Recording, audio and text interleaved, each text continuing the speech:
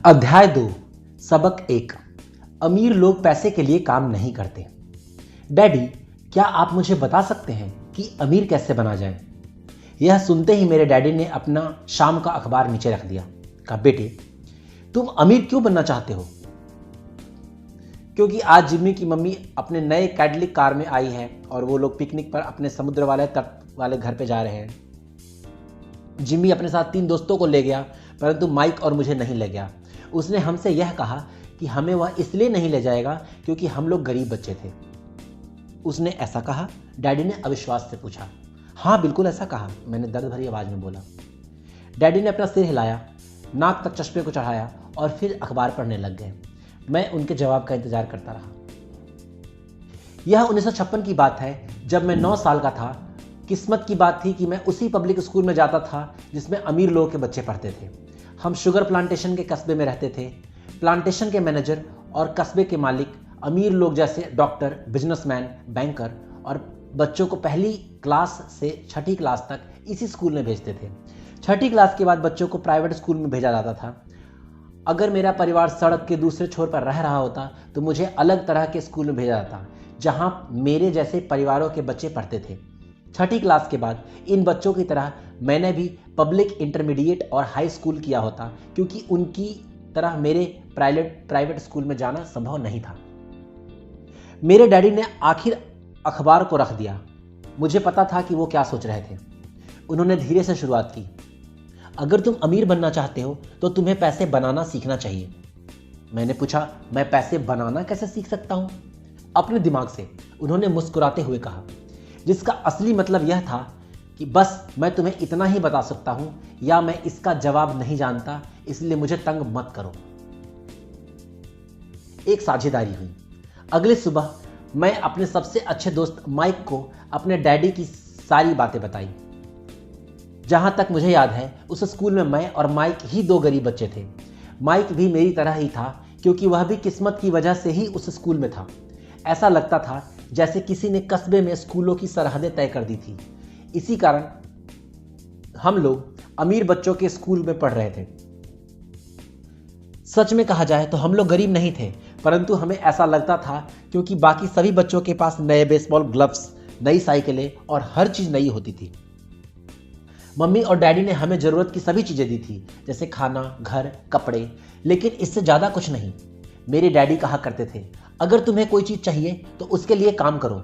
हमें बहुत सी चीजें चाहिए थी, लेकिन 9 साल के बच्चे के करने के लिए ज्यादा काम मौजूद नहीं थे। माइक ने पूछा, तो पैसा कमाने के लिए हमें क्या करना चाहिए? मैं नहीं जानता, मैंने कहा, लेकिन क्या तुम इस काम में मेरे पार्टनर बनना चाहते हो? वह राजी हो गया और उस शनिवार सुबह माइक मेरा पहला बिजनेस पार्टनर बन गया। हम दोनों पूरी सुबह यही सोचते रहे कि पैसा किस तरह कमाया जाए। कभी कभार हम उन बेफिक्र बच्चों के बारे में बात करते रहे जो जिम्मी के समुद्र तट पर घर वाले में मौज कर रहे होंगे।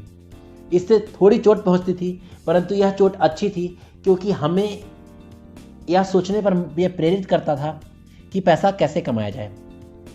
आखिरकार उस दोपहर को हमारे दिमाग में बिजली सी कौंध गई। एक ऐसा विचार था जो माइक ने किसी विज्ञान की किताब में पढ़ा था। रोमांचित होकर हमने अपने हाथ मिलाए और पार्टनरशिप के पास अब एक बिजनेस था। अगले कुछ हफ्ते तक मैं और माइक आसपास के इलाकों में दौड़ भाग करते रहे। हम दरवाजों पर दस्तक देते थे और पड़ोसियों से कहते थे कि अपने इस्तेमाल किए हुए टूथपेस्ट ट्यूब हमारे लिए रख लें। हैरत से हमें देखते हुए ज्यादातर लोगों ने मुस्कुराकर हमारी बात मान ली थी। कुछ ने हमसे पूछा कि टूथपेस्ट हमें क्यों चाहिए। इसके जवाब में हमने कहा कि हम यह आपको नहीं बता सकते, यह एक बिजनेस सीक्रेट है। सप्ताह गुजरते गए और मेरी माँ बहुत दुखी हो गई। अपने कच्चे माल को इकट्ठा करने के लिए हमने जो जगह चुनी थी वह उनकी वॉशिंग मशीन के पास थी। एक भूरे कार्डबोर्ड के डिब्बे में, जिसमें कभी केचप की बोतलें रखते थे, हमारे इस्तेमाल के लिए टूथपेस्ट की ट्यूब्स की संख्या बढ़ने लगी। आखिर एक दिन मेरी माँ के सब्र का बांध टूट गया। पड़ोसियों के तुड़े मुड़े और इस्तेमाल किए हुए टूथपेस्ट ट्यूब्स देखते देखते वो ऊब गई थी। उन्होंने पूछा, तुम लोग क्या कर रहे हो? मैं यह नहीं सुनना चाहती कि यह एक बिजनेस सीक्रेट है। इस कचरे को साफ कर दो या मैं इसे उठाकर बाहर फेंक देती हूं। माइक और मैंने उनके हाथ पैर जोड़े और उन्हें यह बताया कि यह जल्दी ही हमारा कचरा माल पर्याप्त जमा हो जाएगा और फिर हम उत्पादन शुरू कर देंगे।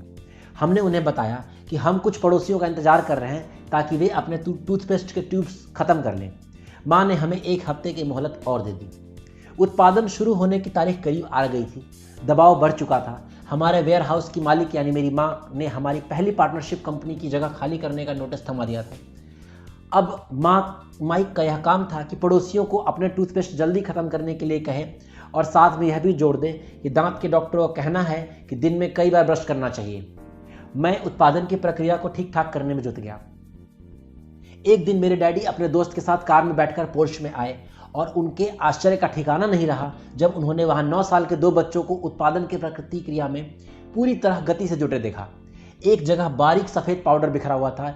एक लंबी मेज पर स्कूल से लाए हुए दूध के कार्टन थे और हमारे परिवार के हिचाबी ग्रिल लाल दहकते कोयलों के साथ अधिकतम गर्मी पर जल रही थी। डैडी सावधानी से चलकर हमारे करीब आए। चूंकि हमारे उत्पादन की प्रक्रिया ने पोर्च पर करना शुरू कर लिया था, इसलिए उन्हें कार बाहर ही खड़ी करनी पड़ गई। जब वे अपने दोस्त के पास आए तो उन्होंने कोयले के ऊपर रखा एक स्टील का बड़ा बर्तन देखा जिसमें टूथपेस्ट के ट्यूब पिघल रहे थे। उन दिनों टूथपेस्ट प्लास्टिक के ट्यूब्स में नहीं आते थे, ट्यूब शीशे के बने होते थे। एक बार पेंट जल जाने के बाद हम ट्यूब्स को स्टील के बर्तन में डाल देते थे ताकि वह पिघलकर द्रव का रूप में आ सके और इस पिघले शीशे को हम छोटे छेद वाले दूध के कार्टनों में डाल रहे थे। दूध के इन कार्टनों में प्लास्टर ऑफ पेरिस भरा था। इस तरह फैला सफेद पाउडर प्लास्टर ही था जिसमें हमने पानी मिलाया था। जल्दबाजी में मैंने उसके बैग को गिरा दिया था। पूरी तरह से जमीन ऐसी लग रही थी जैसे अभी अभी वहां बर्फ का तूफान आया हो। दूध के कार्टन बाहरी बक्सों के बाहर थे जिसके भीतर प्लास्टिक ऑफ पेरिस के सांचे थे। मेरे डैडी और उनके दोस्त हमें देखते रहे और हम पिघले हुए शीशे को प्लास्टिक ऑफ पेरिस के क्यूब के ऊपर से छोटे से छेद में डालते रहे। संभल कर, मेरे डैडी ने कहा। मैंने बिना सिर उठाए हामी भर दी। आखिरकार जब शीशे को डालने का काम खत्म हो गया तो मैंने स्टील के बर्तन को नीचे रख दिया और अपने डैडी की तरफ मुस्कुराया। उन्होंने हल्की मुस्कान के साथ पूछा, तुम लोग कर क्या रहे हो? हम वही कर रहे हैं जो आपने बताया था, हम अमीर बनने जा रहे हैं, मैंने कहा। हाँ, माइक ने सिर हिलाते हुए और मुस्कुराते हुए कहा, हम दोनों पार्टनर हैं। डैडी ने पूछा, और इन प्लास्टर के सांचों में क्या है? देखिए, मैंने कहा, इसमें एक बहुत अच्छी चीज है। छोटे से हथौड़े से मैंने सील को तोड़ा जिससे बाहरी खोल टूट गया। सावधानी से मैंने ऊपर के आधे प्लास्टर को हटाया और जस्ते का एक सिक्का बाहर गिर गया। हे भगवान, मेरे डैडी ने कहा, तो तुम लोग जस्ते के सिक्के को ढाल रहे थे? बिल्कुल सही, माइक ने कहा, हम वही कर रहे थे जैसा आपने हमें कहा था, हम पैसा बना रहे थे। मेरे डैडी के दोस्त जोर से हंसने लग गए। मेरे डैडी भी मुस्कुराए। उन्होंने अपना सिर हिलाया। उनके सामने आग और टूथपेस्ट के ट्यूब के बक्से के साथ सफेद धूल में लिपटे हुए 2 बच्चे खड़े थे जो इस कान से उस कान तक खुलकर मुस्कुरा रहे थे। उन्होंने हमसे कहा कि हम सब कुछ छोड़कर उनके साथ चलें और घर के सामने वाली सीढ़ी पर बैठे। मुस्कुराते हुए उन्होंने हमें जालसाजी शब्द का मतलब समझाया। हमारे सपने धराशायी हो गए थे। तो आपका मतलब है कि यह गैर कानूनी है? माइक ने कांपती आवाज में पूछा। छोड़ो भी, डैडी के दोस्त ने कहा, हो सकता है बच्चे अपनी जन्मजात प्रतिभा को विकसित कर रहे हो। मेरे डैडी उन्हें घूरते रहे। हाँ, यह गैर कानूनी है, डैडी ने नरमी से कहा, परंतु तुम लोगों ने यह साबित कर दिया है कि तुममें बहुत ज्यादा रचनात्मकता और मौलिक विचार हैं। इसी तरह आगे बढ़ते रहो, मुझे तुम पर गर्व है। निराश होकर मैं और माइक तकरीबन 20 मिनट तक चुपचाप अपना सिर पकड़कर बैठे रहे। इसके बाद हमने सारा अटाला साफ करना शुरू किया। पहले ही दिन हमारा बिजनेस चौपट हो गया था। पाउडर साफ करते हुए मैंने माइक की ओर देखा और कहा, मुझे लगता है जिमी और उसके दोस्त ठीक कहते थे, हम सचमुच गरीब हैं। जब मैंने यह कहा तब डैडी बस जाने ही वाले थे। बच्चों, उन्होंने कहा, तुम गरीब तभी कहलाओगे जब तुम लोग हार मान लोगे। सबसे मजबूत और महत्वपूर्ण चीज यह है कि तुमने कुछ किया है। ज्यादातर लोग केवल अमीर बनने के बारे में बातें करते हैं और उसके सपने को देखते रहते हैं। तुमने कुछ किया है। मुझे तुम दोनों पर गर्व है। मैं एक बार फिर से यही करूंगा, आगे बढ़े चलो, हार मत मानो। माइक और मैं खामोश खड़े रहे। यह शब्द सुनने में अच्छे थे, परंतु हमें यह पता नहीं था कि हमें करना क्या चाहिए। तो ऐसा क्यों है डैडी, आप अमीर नहीं हैं? मैंने पूछा। क्योंकि मैंने एक स्कूल टीचर बनने का फैसला किया था। स्कूल के टीचर अमीर बनने के बारे में नहीं सोचते, हम सिर्फ पढ़ाना पसंद करते हैं। काश कि तुम लोगों की मदद कर सकता, परंतु हकीकत में मैं यह नहीं जानता कि दौलत कैसे कमाई जाती है। माइक और मैं पलटे और अपने सफाई अभियान में जुट गए। डैडी ने कहा, अगर तुम यह सीखना चाहते हो कि अमीर कैसे बना जाता है तो मुझसे मत पूछो माइक, तुम अपने डैडी से यह सवाल पूछो। मेरे डैडी? माइक ने कहा। हाँ, तुम्हारे डैडी, मेरे डैडी ने मुस्कुराकर दोहराया। तुम्हारे डैडी और मेरा डैडी एक ही, मेरा बैंकर एक ही है और वह तुम्हारे डैडी की बहुत तारीफ करता है। उसने मुझे कई बार यह बताया है कि पैसा बनाने में तुम्हारे डैडी का कोई जवाब नहीं। मेरे डैडी? माइक ने फिर एक बार हैरानी से पूछा। फिर ऐसा क्यों है कि स्कूल के अमीर बच्चों की तरह हमारे पास शानदार कार और आलीशान बंगला नहीं है? शानदार कार और आलीशान बंगले के होने का मतलब यह नहीं होता कि आप निश्चित रूप से अमीर हैं या पैसा बनाने की कला जानते हैं, मेरे डैडी ने जवाब दिया। जिमी के डैडी शुगर प्लांटेशन में काम करते हैं। उनमें और मुझ में ज़्यादा फर्क नहीं है। वे एक कंपनी के लिए काम करते हैं और मैं सरकार के लिए काम करता हूँ। कंपनी उन्हें कार खरीद कर देती है। इस समय शक्कर की कंपनी आर्थिक संकट में फंसी हुई है और जिमी के डैडी के पास जल्दी कुछ नहीं बचेगा। तुम्हारे डैडी अलग है माइक। ऐसा लगता है कि वे एक साम्राज्य बनाने जा रहे हैं और मेरा अंदाज है कि कुछ ही सालों में वो अमीर बन जाएंगे। यह सुनकर माइक और मैंने फिर एक रोमांचित हो गए। नए उत्साह से हमने अपने डूबे हुए व्यवसाय के कचरे को साफ करना शुरू किया। जब हम सफाई कर रहे थे तो हमने यह भी योजना बना ली थी कि कब और कैसे माइक के डैडी से बात की जाए। समस्या यह थी कि माइक के डैडी बहुत ज़्यादा काम करते थे और देर रात तक घर लौटते नहीं थे। माइक के डैडी के पास कई warehouse, construction company, stores की श्रृंखला और 3 रेस्तरां थे। रेस्तराओं के कारण ही उन्हें घर लौटने में देर हो जाती थी। सफाई खत्म करने के बाद माइक बस पकड़कर अपने घर चला गया। वह अपने डैडी से बात करने वाला था, चाहे वे कितनी ही देर बाद घर लौटे, और उनसे पूछने वाला था कि क्या वे हमें अमीर बनने की तरकीब सिखाने के लिए तैयार हैं। माइक ने मुझसे वादा किया था कि जैसे ही वह अपने डैडी से बात कर लेगा वह मुझे फोन करेगा, चाहे कितनी भी देर क्यों ना हो जाए। फोन रात को 8:30 बजे आया। ओके, अगले शनिवार, मैंने कहा और फोन रख दिया। माइक के डैडी और मुझसे मिलने को तैयार हो चुके थे। शनिवार की सुबह 7:30 बजे मैंने शहर के दूसरे हिस्से में जाने के लिए बस पकड़ी और सबक शुरू हुए। मैं तुम्हें 1 घंटे के 10 सेंट दूंगा। 1956 की तनख्वाह के हिसाब से भी 10 सेंट प्रति घंटे का वेतन कम था। माइकल और मैं सुबह 8 बजे उसके डैडी से मिले। वो पहले से ही व्यस्त थे। उनके पास 1 घंटे से भी ज्यादा का काम मौजूद था। जब मैं उनके साधारण छोटे से साफ के घर के सामने पहुंचा तो मैंने देखा कि उनका कंस्ट्रक्शन सुपरवाइजर अपने पिकअप ट्रक में वहां से जा रहा था। माइक मुझे दरवाजे पर ही मिल गया। डैडी अभी फोन पर हैं और उसने कहा हम लोग पीछे के पोर्च में उनका इंतजार करें। माइक ने दरवाजा खोलते हुए कहा। जब मैंने उस पुराने घर की दहलीज के अंदर कदम रखा तो लकड़ी के पुराने फर्श की चरमराहट सुनाई दी। दरवाजे के भीतर एक सस्ती सी चटाई थी। चटाई वहां इसलिए रखी हुई थी ताकि फर्श पर पड़े अनगिनत कदमों के निशान को छुपाया जा सके। हालांकि वह साफ थी, पर यह स्पष्ट दिखता था कि उसे बदल देना चाहिए। जब मैं संकरे लिविंग रूम में घुसा तो मेरा दम वहीं घुटने लग गया था। वहां पुराने फर्नीचर की बू आ रही थी और निश्चित रूप से उस फर्नीचर को संग्रहालय में तो होना ही चाहिए था। सोफे पर 2 महिलाएं बैठी थी जिनकी उम्र मेरी मां से थोड़ी सी ज्यादा होगी। महिलाओं के सामने एक पुरुष मजदूरों के कपड़े में बैठा हुआ था। उसने खाकी पैंट और खाकी शर्ट पहन रखी थी। हालांकि कपड़े साफ और प्रेस किए हुए थे, परंतु उनमें स्टार्च नहीं किया गया था। उस आदमी की उम्र मेरे डैडी से लगभग 10 साल ज्यादा होगी, शायद 45 साल। जब मैं और माइक उनके पास से गुजरे तो किचन की तरफ जहां से पोर्च का रास्ता था वे मुस्कुराए। मैंने भी जवाब में मुस्कुराकर शर्मा दिया। ये लोग कौन है? मैंने पूछा। अरे ये लोग डैडी के लिए काम करते हैं। बूढ़ा व्यक्ति उनके वेयरहाउसों को संभालता है और महिला रेस्तराओं की मैनेजर है। और तुम उस कंस्ट्रक्शन सुपरवाइजर को देखा ही होगा जो 50 मील दूर एक सड़क परियोजना पे काम कर रहा है। और उनका दूसरा सुपरवाइजर जो बहुत से घर बना रहा है वह तुम्हारे आने से पहले ही जा चुका है। क्या वह ऐसा हमेशा ही करता है? मैंने पूछा। हमेशा तो नहीं करता, पर अक्सर ऐसा ही होता है, माइक ने कहा और मेरे पास कुर्सी खींचते हुए मुस्कुराया। मैंने उनसे पूछा कि क्या वे हमें पैसा बनाना सिखाएंगे। माइक ने मुझे बताया। और अच्छा, इन्होंने इसका क्या जवाब दिया? मैंने सावधानीपूर्वक उत्सुकता से पूछा। पहले तो उनके चेहरे पर हंसी आई, पर फिर कुछ सोचकर उन्होंने कहा कि वे हमारे सामने एक ऑफर रखेंगे। अच्छा, मैंने कहा और अपनी कुर्सी की पीठ दीवार से टिका ली। मैं वहां कुर्सी के पिछले 2 पैरों के सहारे टिकाकर बैठा रहा। माइक ने भी ऐसा ही किया। क्या तुम्हें पता है कि वे कौन सा ऑफर देने वाले हैं? मैंने पूछा। नहीं, पर जल्दी ही हमें इसका पता लग जाएगा। अचानक माइक के डैडी उस पुराने दरवाजे के से घुसकर पोर्च में दाखिल हुए। माइक और मैं अपने पैरों पर कूद गए, आदर के कारण नहीं बल्कि इसलिए कि हम चौंक गए थे। तो बच्चों तैयार? माइक के डैडी ने एक कुर्सी हमारे पास खिसकाते हुए पूछा।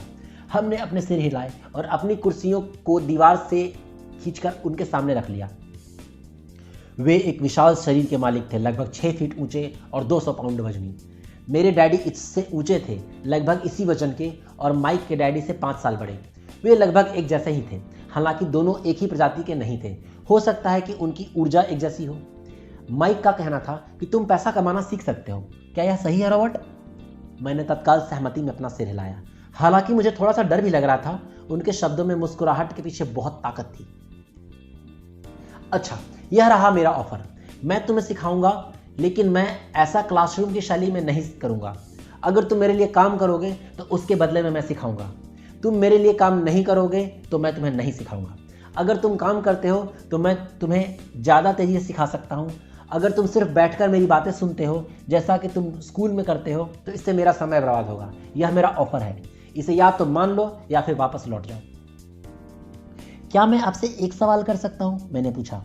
नहीं, इसे या तो मान लो या फिर वापस लौट जाओ। मेरे पास बर्बाद करने के लिए फालतू समय नहीं है। अभी ढेर सा काम पड़ा हुआ है। अगर तुम्हें तत्काल फैसला करने की क्षमता नहीं है तो तुम कभी पैसे कमाना नहीं सीख पाओगे। मौके आते हैं और चले जाते हैं, इसलिए तत्काल निर्णय लेने की क्षमता एक महत्वपूर्ण कला है। तुमने जैसा चाहा था वैसा एक मौका तुम्हारे सामने मौजूद है। अगले 10 सेकंड में या तो पढ़ाई शुरू हो जाएगी या फिर यह हमेशा के लिए खत्म हो जाएगी। माइक के डैडी ने चिढ़ाने वाली मुस्कुराहट के साथ कहा। मंजूर, मैंने कहा। मंजूर, माइक ने कहा। बहुत बढ़िया, माइक के डैडी ने कहा। 10 मिनट में मिसेज मार्टिन आ जाएगी। उनसे बात करने के बाद मैं तुम्हें उनके साथ भेज दूंगा और तुम लोगों का काम शुरू हो जाएगा। मैं तुम्हें हर घंटे के 10 सेंट दूंगा और तुम हर शनिवार 3 घंटे काम करोगे। पर आज तो मेरा सॉफ्टबॉल का मैच है, मैंने कहा। माइक के डैडी ने अपनी आवाज को धीमा परंतु कड़क करके कहा। या तो मान लो या फिर वापस लौट जाओ। मान लिया, मैंने जवाब दिया। सॉफ्टबॉल खेलने के बजाय काम करने और सीखने का विकल्प चुनने में समझदारी थी। 30 सेंट बाद शनिवार की खुशनुमा सुबह 9 बजे माइक और मैं मिसेज मार्टिन के साथ काम कर रहे थे। वे एक दयालु और धैर्यवान महिला थी। वे हमेशा कहा करती थी कि माइक और मुझे देखकर उन्हें अपने दोनों बच्चों की याद आ जाती है जो अब बड़े हो गए हैं तथा दूर चले गए हैं। हालांकि वे दयालु थी परंतु कड़ी मेहनत में विश्वास करती थी, इसलिए वे हमेशा काम में जुटी रहती थी। वे बहुत कड़क मैनेजर थी। हम 3 घंटे तक डिब्बा बंद सामानों को शेल्फ पर से उतारते थे, उनकी धूल साफ करते थे और फिर उन्हें करीने से जमाते थे। यह बड़ी मेहनत का काम था और बोरियत भरा भी। माइक के डैडी को मैं अपनी अमीर डैडी कहता हूँ। उनके पास इस तरह के 9 सुपरेट्स थे जो पार्किंग के लिए बहुत सी जगह थी। वे 7 से 11 कन्वीनियंस स्टोर्स के शुरुआती संस्करण थे। पड़ोस के जनरल स्टोर जहां लोग दूध, ब्रेड, बटर और सिगरेट जैसी खरीदते हैं। समस्या यह थी कि हवाई में एयर कंडीशनिंग नहीं थी और गर्मी के कारण स्टोर्स अपना दरवाजा बंद नहीं कर सकते थे। स्टोर के दोनों और दरवाजा पूरी तरह खुला जाता था ताकि सड़क और पार्किंग सामने से दिखती रहे। कोई भी कार पार्किंग में आती थी कार तो उसका धूल का गुबार भी आता था जो स्टोर्स में घुसकर डिब्बों पर जम जाता था। इसलिए हम लोगों को नौकरी तभी तक चलती जब तक कि एयर कंडीशनिंग नहीं हो जाती। 3 हफ्तों तक माइक और मैं मिसेज मार्टिन के पास जाकर 3 घंटे तक काम करते रहे। दोपहर तक हमारा काम खत्म हो जाता था और हम में से हर एक के हाथ में 3 छोटे सिक्के डाल देती थी। उस समय 50 के दशक में 9 साल की उम्र में भी 30 सेंट कमाने का कोई खास खुशी नहीं होती थी। तब कॉमिक्स की कीमत 10 सेंट हुआ करती थी, इसलिए मैं अपनी कमाई को कॉमिक्स पर खर्च कर देता था और घर लौट जाता था। चौथे हफ्ते के बुधवार तक मैंने काम छोड़ने का मन बना लिया था। मैं सिर्फ इसलिए काम करने को तैयार हुआ था क्योंकि माइक के डैडी पैसा कमाना सीखना चाहता था। इसलिए मैं 10 सेंट प्रति घंटे की गुलामी कर रहा था। और सबसे बड़ी बात तो यह थी कि उस पहले शनिवार के बाद मैंने माइक के डैडी को देखा तक नहीं था। मैं काम छोड़ रहा हूँ, मैंने लंच के समय माइक से कहा। स्कूल लंच बड़ा निराशाजनक था। स्कूल भी उबाऊ था और अब मेरे पास शनिवार भी नहीं थे जिसका मैं इंतजार कर सकूं, परंतु 30 सेंट के कारण मुझे धक्का पहुंचता था। इस बार माइक मुस्कुराया। तुम किस बात पर हंस रहे हो? मैंने गुस्से और कुंठा से पूछा। डैडी ने कहा था ऐसा ही होगा। उन्होंने कहा था जब तुम काम छोड़ने का फैसला कर लोगे तब वे तुमसे मिलना चाहेंगे। क्या? मैंने आवेश में पूछा। क्या वे मेरे उकता जाने का इंतजार कर रहे थे? कुछ कुछ, माइक ने कहा। मेरे डैडी जरा अलग किस्म के हैं। उनके सिखाने के तरीके तुम्हारे डैडी के पढ़ाने के तरीके से बिल्कुल अलग हैं। तुम्हारे मम्मी डैडी बहुत बातें करते हैं, दूसरी तरफ मेरे डैडी बहुत कम बोलते हैं। तुम सिर्फ इस शनिवार तक इंतजार कर लो, मैं तुम्हें बता दूंगा कि तुमने काम छोड़ने का फैसला कर लिया है। इसका मतलब यह है कि मेरे साथ नाटक खेला गया है? नहीं, ऐसा नहीं हुआ है, पर शायद हो सकता है। डैडी शनिवार को इस बारे में समझाएंगे।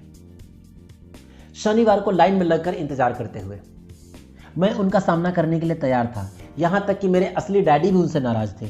मेरे असली डैडी, जिन्हें मैं गरीब डैडी कहता हूं, यह मानते थे कि मेरे अमीर डैडी बाल श्रम कानूनों का उल्लंघन कर रहे थे और इस मामले की पूरी तरह जांच होनी चाहिए। मेरे पढ़े लिखे गरीब डैडी ने मुझसे कहा कि मैं सही तनख्वाह मांगूं, कम से कम 25 सेंट प्रति घंटा। मेरे गरीब डैडी ने मुझसे कहा कि अगर मेरी तनख्वाह नहीं बढ़ती है तो मुझे तत्काल नौकरी छोड़ देनी चाहिए, और वैसे भी तुम्हें उस घटिया काम की कोई जरूरत नहीं है, मेरे गरीब डैडी ने झल्लाकर कहा। शनिवार को सुबह 8 बजे मैं एक बार फिर माइक के घर उसी पुराने दरवाजे के अंदर घुस रहा था। कुर्सी पर बैठो और लाइन में इंतजार करो, माइक के डैडी ने मेरे घुसते ही कहा। फिर वे अंदर जाकर अपने छोटे से ऑफिस में बैठ गए जो बेडरूम के पास था। मैंने कमरे के चारों तरफ देखा, परंतु माइक मुझे नहीं दिखा। अजीब सा महसूस करते हुए मैं उन्हीं दोनों महिलाओं के बगल में बैठ गया जो मुझे 4 हफ्तों तक वहीं पर मिली थी। वे मुस्कुराई और सोफे पर थोड़ी सी खिसक कर बैठ गई ताकि मैं भी बैठ सकूं। 45 मिनट गुजर गए थे और मैं उबल रहा था। दोनों महिलाएं मुझसे मिलकर तकरीबन 30 मिनट पहले वहां से जा चुकी थी। एक बूढ़ा सा आदमी वहां 20 मिनट तक बैठा रहा, फिर वह भी निकलकर चला गया। घर खाली था और हवाई में खुशनुमा सुबह को मैं सीलन भरे अंधेरे लिविंग रूम में बैठा हुआ था और इस बात का इंतजार कर रहा था कि एक लालची और बच्चों का शोषण करने वाला आदमी मुझसे बात करे। मैं सुन सकता था कि वे फ़ोन पर बातें कर रहे थे, ऑफिस में इधर उधर के काम कर रहे थे और मुझे नज़रअंदाज कर रहे थे। मेरी तो इच्छा हो रही थी कि मैं उस घमंडी आदमी से बिना मिले ही घर लौट जाऊं, पर किसी वजह से मैं रुक गया था। आखिर 15 मिनट बाद ठीक 9 बजे अमीर डैडी अपने ऑफिस से बाहर निकले। बिना कुछ कहे उन्होंने हाथ से मुझे इशारा किया और मैं उनके दड़बे में ऑफिस में चला गया। अमीर डैडी ने मुझे अपनी ऑफिस कुर्सी में बैठते हुए कहा कि या तो तुम्हारी तनख्वाह बढ़ाई जाए या तुम काम छोड़ रहे हो, है ना? हाँ, मैंने समझौते के मुताबिक आप अपनी शर्त पूरी नहीं कर रहे हैं, मैंने लगभग आंसुओं से भीगे स्वर में कहा। 9 साल के बच्चे के लिए एक वयस्क का सामना करना बहुत ज़्यादा डरावना था। आपने कहा था कि अगर मैं आपके लिए काम करूंगा तो आप मुझे पैसा कमाना सिखाएंगे। अपनी तरफ से मैंने आपके लिए काम किया, मैंने कड़ी मेहनत करी है। इस काम के लिए मैंने अपने बेसबॉल के गेम की कुर्बानी भी दी है और अब आप अपने वायदे से मुकर रहे हैं। आपने मुझे कुछ नहीं सिखाया है, आप धोखेबाज हैं और शहर के सभी लोग कहते हैं आप लालची हैं। आप केवल पैसा कमाना जानते हैं और अपने कर्मचारियों का बिल्कुल ध्यान नहीं रखते। आपने मुझे इतनी देर तक बाहर बिठाए रखा, मेरी जरा भी इज्जत नहीं की। मैं एक छोटा सा बच्चा हूँ और आपने मेरे साथ इतना बुरा बर्ताव किया। अमीर डैडी अपनी कुर्सी पर पीछे झुक गए। अपने हाथों को ठुड्डी तक लाकर उन्होंने मुझे घूरा जैसे वो मुझे मेरा विश्लेषण कर रहे हों। बुरा नहीं है, उन्होंने कहा। 1 महीने से कम समय में तुम वही भाषा बोल रहे हो जो मेरे ज़्यादातर कर्मचारी बोलते हैं। क्या? मैंने पूछा। मैं समझ नहीं पा रहा था कि वे क्या कह रहे हैं, इसलिए मैंने अपना दुखड़ा रोना चालू रखा। मुझे लगता था कि वह अपने वायदे पर आप कायम रहेंगे और मुझे कुछ दिखाएंगे। इसके बजाय आप तो मुझ पर अत्याचार करना चाहते हैं। यह तो जुल्म है, सरासर जुल्म। मैं तुम्हें सिखा रहा हूं, अमीर डैडी ने धीमी आवाज में कहा। आपने मुझे क्या सिखाया है? कुछ भी नहीं, मैंने गुस्से में कहा। एक बार मैं चंद सिक्कों में काम करने के लिए तैयार हो गया, उसके बाद तो आपने मुझसे बात भी नहीं की। 10 सेंट प्रति घंटे। मैं आपकी शिकायत सरकार से करूंगा। हमारे देश में बाल श्रम कानून है, आप तो जानते ही हैं। मेरे डैडी सरकार के लिए काम करते हैं। शाबाश, अमीर डैडी ने कहा। अब तुम उन ज्यादातर लोगों की भाषा बोल रहे हो जो कभी मेरे लिए काम करते थे। वे लोग जिन्हें या तो मैंने नौकरी से निकाल दिया है या जिन्होंने खुद मेरी नौकरी छोड़ दी है। तो इस बारे में आपको क्या कहना है? मैंने पूछा और मुझे लग रहा था कि कम उम्र के बावजूद मैं बहादुरी से बातें कर रहा था। आपने मुझसे झूठ बोला। मैंने आपके लिए काम किया और आपने अपना वायदा पूरा नहीं किया। आपने मुझे कुछ भी नहीं सिखाया। कौन कहता है मैंने तुम्हें कुछ नहीं सिखाया? मेरे अमीर डैडी ने शांति से पूछा। मैंने 3 हफ्ते तक काम किया और इस बीच आपने सिखाना तो दूर, कभी मुझसे आपने बात तक नहीं की, मैंने व्यंग भरे अंदाज में कहा। क्या सिखाने का मतलब केवल भाषण या बातचीत करना होता है? अमीर डैडी ने पूछा। और क्या, मैंने जवाब दिया। इस तरह से वे तुम्हें स्कूल में सिखाते हैं, उन्होंने मुस्कुराकर बोला, परंतु जिंदगी तुम्हें इस तरह से नहीं सिखाती। मेरा यह मानना है कि जिंदगी सबसे बड़ा टीचर है। ज़्यादातर वक्त जिंदगी आपसे बातें नहीं करती, यह एक तरह से आपको धक्का देती है। हर धक्के के जरिए जिंदगी आपसे कहती है, जाग जाओ, मैं तुम्हें कुछ सिखाना चाहती हूँ। यह आदमी कैसी बेसिर पैर की बातें कर रहा है, मैंने अपने आप से पूछा। जिंदगी अगर मुझे धक्का देती है तो इसका मतलब यह है कि जिंदगी मुझसे बातें करती है। अगर मैं ये जान चुका था तो मुझे यह काम तत्काल छोड़ देना चाहिए था। मैं किसी ऐसे आदमी से बात कर रहा था जो पागल था और जिसे ताले में बंद रखने की जरूरत थी। अगर तुम जिंदगी के सबक को सीखते हो, इससे तुम्हें बहुत फायदा होगा। अगर तुम ऐसा नहीं करते हो तो जिंदगी तुम्हें लगातार धक्के देती रहेगी। लोग दो चीजें करते हैं, कुछ लोग जिंदगी के धक्कों को सहन करते चले जाते हैं, बाकी लोग गुस्सा हो जाते हैं और वो जिंदगी को धक्का देते हैं। परंतु वे धक्का देते हैं अपने बॉस को, अपने काम को, अपने पत्नी को, अपने पति को। वो ये नहीं जानते कि जिंदगी उन्हें धक्का दे रही है। मैं नहीं जानता था वो किस बारे में बात कर रहे थे। जिंदगी हम सबको धक्के मारती है। कुछ लोग हार मान लेते हैं, बाकी के लोग लड़ते हैं, कुछ लोग सबक सीख लेते हैं और आगे बढ़ जाते हैं। वे जिंदगी के धक्कों का स्वागत करते हैं। इन गिने चुने लोगों के लिए यह मतलब होता है कि उन्हें कुछ नया सीखना चाहिए। वे सीखते हैं और आगे बढ़ जाते हैं, पर ज़्यादातर लोग छोड़ देते हैं और कुछ लोग तुम्हारी तरह लड़ते भी हैं। अमीर डैडी खड़े हो गए। उन्होंने एक टूटी फूटी खिड़की को बंद कर दिया। अगर तुम यह सबक सीख लेते हो तो तुम एक समझदार, अमीर और सुखी युवक बन सकते हो। अगर तुम यह नहीं सीखते हो तो तुम जिंदगी भर अपनी समस्याओं के लिए अपनी नौकरी, कम तनख्वाह या अपने बॉस को कोसते रहोगे। तुम हमेशा ऐसे बड़े मौकों की उम्मीद करते रह जाओगे जो तुम्हारी आर्थिक समस्याओं को सुलझा दे। अमीर डैडी ने मेरी तरफ देखा कि क्या मैं अभी उनकी बातें सुन रहा हूँ। उनकी आंखें मेरी आंखों से मिली। हम एक दूसरे की तरफ देखते रहे और हमारी आंखों के बीच संप्रेषण की धाराएं बढ़ने लगी। आखिर मैं उनके संदेश का मतलब समझ गया था तो मैंने अपनी नजरें झुका ली। मैं जान गया था कि वे सही थे। मैं उन्हें दोषी ठहरा रहा था जबकि सीखने की जिद मेरी ही थी। मैं फालतू में उनसे लड़ रहा था। अमीर डैडी ने आगे कहा, अगर आप इस तरह के आदमी हैं जिसमें हिम्मत नहीं है तो आप जिंदगी के हर थपेड़ों को अपने सामने हार मान लेते हैं। अगर आप इस किस्म के आदमी हैं तो आप जिंदगी भर सुरक्षित खेल खेलते रहेंगे, सही चीजें करते रहेंगे और किसी ऐसे वक्त का इंतजार करते रहेंगे जो आने नहीं वाला है, और फिर एक बार बोरिंग बुढ़े की तरह मर जाएंगे। आपके बहुत से दोस्त होंगे जो सिर्फ आपकी तारीफ इसलिए करेंगे क्योंकि आप एक मेहनती और भले आदमी थे। आपने कभी अपनी जिंदगी सुरक्षित खेल खेलने में लगाई और उस चीज़ों को सही करने में गुजारी। परंतु सच बात तो यह है कि आपने अपनी जिंदगी के थपेड़ों के सामने घुटने टेक दिए। आप खतरा मोल लेने की कल्पना तक से डरते थे। हकीकत में तो चाहते थे, परंतु आपके लिए हारने का डर जीतने के रोमांच से ज्यादा ताकतवर साबित हुआ। अंदर से आप केवल जान पाएंगे कि आप कभी जीतने की कोशिश नहीं की। आपने सुरक्षित खेल खेलने का विकल्प चुना। हमारी नजरें एक बार फिर मिली। 10 सेकंड तक हम एक दूसरे की तरफ देखते रहे और एक बार फिर हमने नजरें हटाई। तब मैं उनकी बात का मतलब समझ गया। आप मुझे धक्का दे रहे थे? मैंने पूछा। कुछ लोग ऐसा कह सकते हैं, अमीर डैडी मुस्कुराए। मैं तो यही कहूंगा कि मैं तुम्हें जिंदगी का स्वाद चखा रहा था। कैसा स्वाद? मैंने पूछा। मैं अभी गुस्सा था, परंतु अब मेरी जिज्ञासा भी जाग गई थी और अब मैं सीखने के लिए भी तैयार था। तुम दोनों पहले ऐसे लोग हो जिन्होंने मुझसे पैसा बनाने की कला सीखने का आग्रह किया। मेरे पास 150 से भी ज्यादा कर्मचारी हैं, पर उनमें से किसी ने भी मुझे पैसा बनाने की कला के बारे में नहीं पूछा। वे मुझसे नौकरी मांगते हैं, तनख्वाह मांगते हैं, परंतु पैसा बनाने की कला नहीं सीखना चाहते। तो ज्यादातर लोग इसी तरह अपनी जिंदगी के सबसे बेहतरीन साल पैसे के लिए काम करने बर्बाद कर देंगे और आखिर तक यह नहीं समझ पाएंगे कि दरअसल वो किसके लिए काम कर रहे हैं। मैं पूरा ध्यान लगाकर उनकी बात सुनता रहा। तो माइक ने मुझसे कहा कि तुम पैसा कमाने की कला सीखना चाहते हो, तो मैंने एक ऐसा कोर्स तैयार किया है जो जिंदगी के करीब था और असली जिंदगी करीब था। मैं बोलते बोलते थक जाता, परंतु तुम कभी मेरी बात का मतलब नहीं समझ पाते। इसलिए मैंने यह फैसला किया कि तुम जिंदगी के थपेड़ों का स्वाद चखा दिया जाए, ताकि तुम मेरी बात को भी सुन सको और समझ भी सको। इसलिए मैंने तुम्हें घंटे के 10 सेंट दिए थे। तो 10 सेंट प्रति घंटे काम करने के बाद मैंने क्या सबक सीखा? मैंने पूछा। यही कि आप घटिया और अपने कर्मचारियों का शोषण करते हैं। अमीर डैडी अपने कुर्सी की तरफ पीछे झुकते हुए जोर से हंसने लगे। उनकी हंसी बंद हुई तो उन्होंने कहा, अच्छा होगा अगर तुम अपना सोचने का नजरिया बदल लो। मुझे समस्या मत मानो, मुझे दोष देना छोड़ दो। अगर तुम सोचते हो कि मैं तुम्हारी समस्या हूं तो तुम्हें मुझे बदलना होगा। इसके बजाय तुम्हें अगर यह लगता है कि तुम्हारी समस्या तुम खुद हो तो तुम खुद को बदल सकते हो, सीख सकते हो, ज्यादा समझदार बन सकते हो। ज्यादातर ये लोग चाहते हैं कि दुनिया का हर आदमी बदल जाए, बस हम खुद ही ना बदले। मैं तुम्हें यह बता दूं कि किसी दूसरे को बदलने से ज़्यादा आसान है कि हम खुद को बदल लें। मैं आपकी बात ठीक से समझ नहीं पाया, मैंने कहा। अपनी समस्याओं के लिए मुझे दोष देना छोड़ दो, अमीर डैडी ने अधीरता से कहा।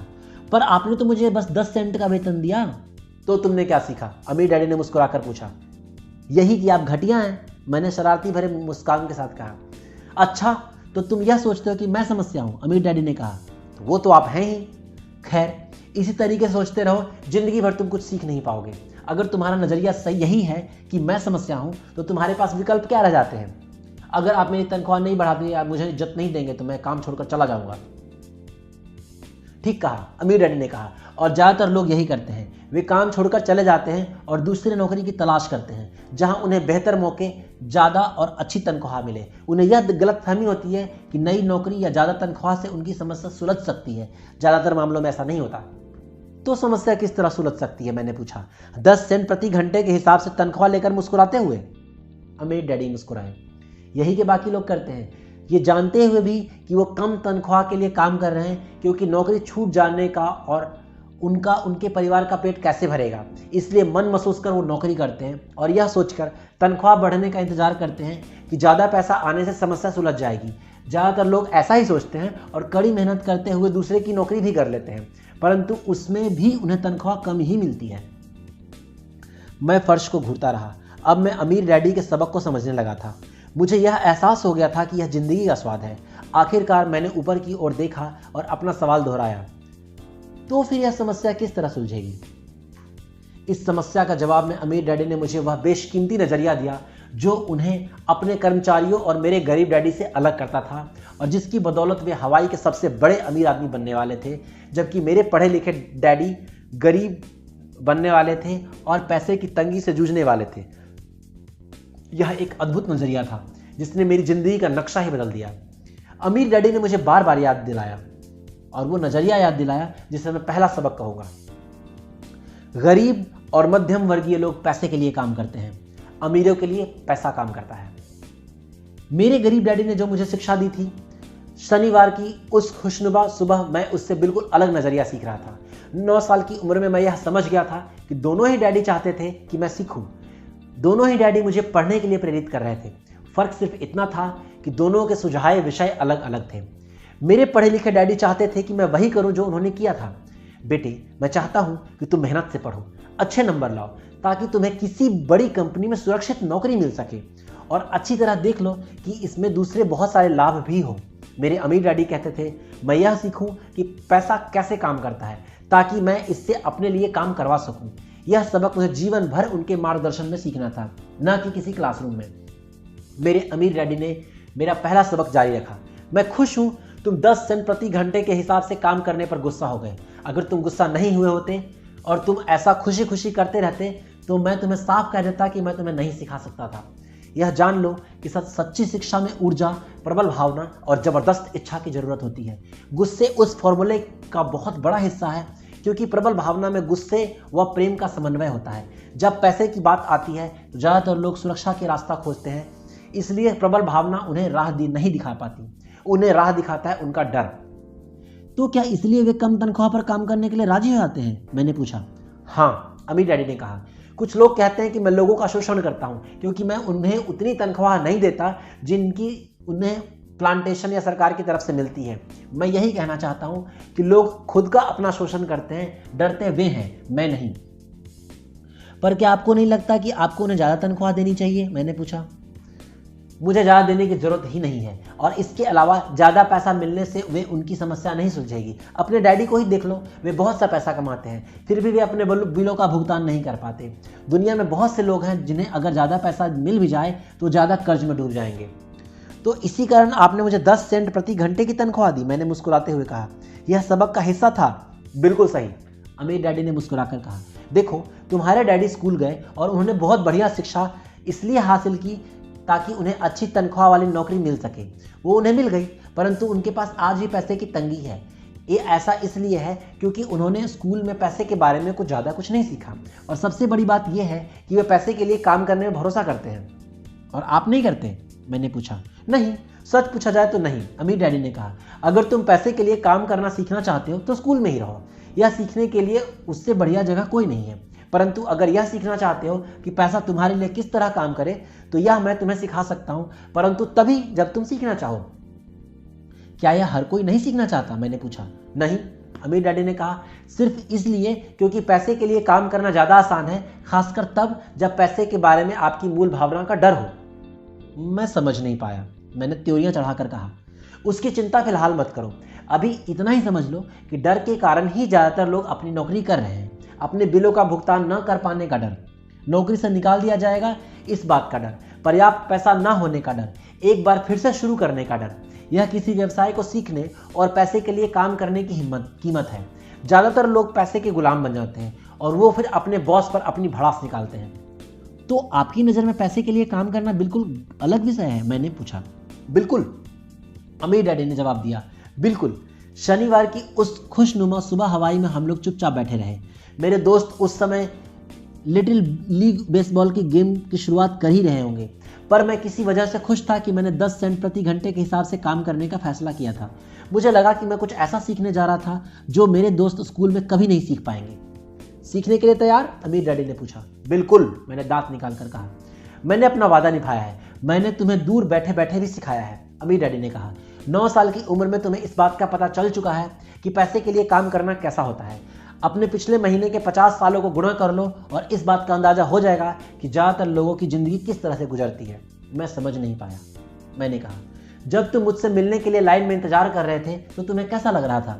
एक बार नौकरी के लिए और दूसरी बार तनख्वाह बढ़वाने के लिए। भयानक, मैंने कहा।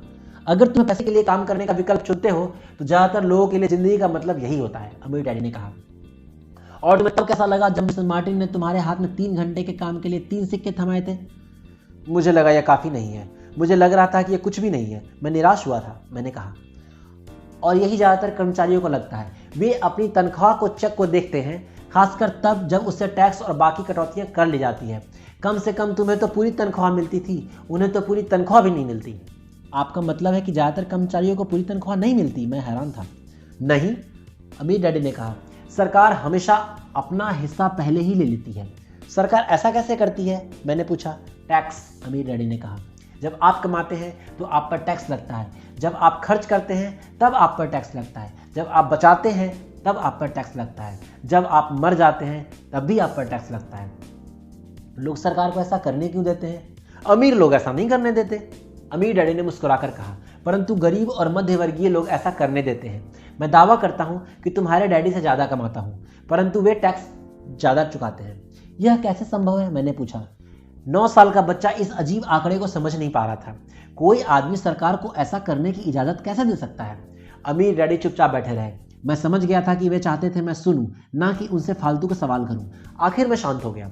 जो मैंने सुना था वह मुझे अच्छा नहीं लगा था। मैं जानता था कि मेरे डैडी हमेशा टैक्स का रोना रोते थे, परंतु दरअसल वे इस बारे में कुछ भी नहीं कर पाते थे। क्या जिंदगी उन्हें धक्का दे रही थी? अमीर डैडी मेरी तरफ देखते हुए अपनी कुर्सी में धीमे धीमे खामोशी से हिलने लगे। सीखने के लिए तैयार? उन्होंने पूछा। मैंने अपना सिर धीमे से हिलाया। जैसा मैंने कहा, सीखने के लिए बहुत कुछ है। पैसे के से अपने लिए काम कैसे करवाया जाए, यह जिंदगी भर चलने वाली पढ़ाई है।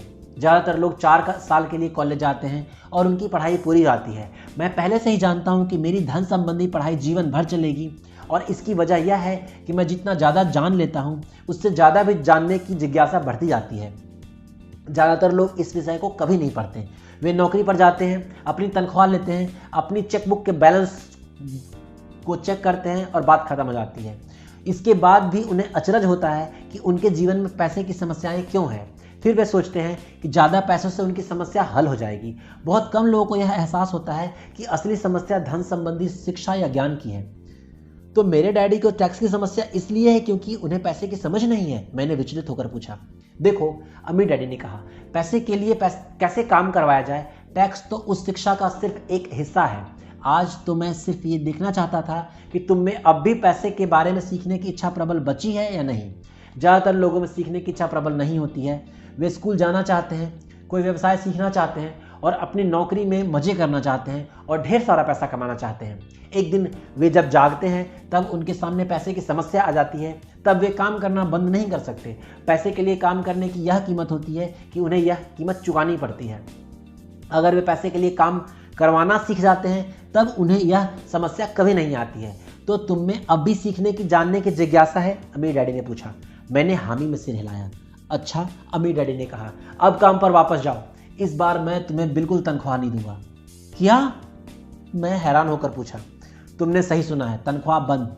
तुम हर शनिवार 3 घंटे उसी तरह काम करोगे, परंतु इस बार तुम्हें 10 सेंट प्रति घंटे के हिसाब से तनख्वाह नहीं मिलेगी।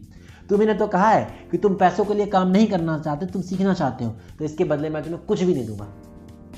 मुझे अपने सुने हुए शब्दों पर भरोसा ही नहीं हो रहा था।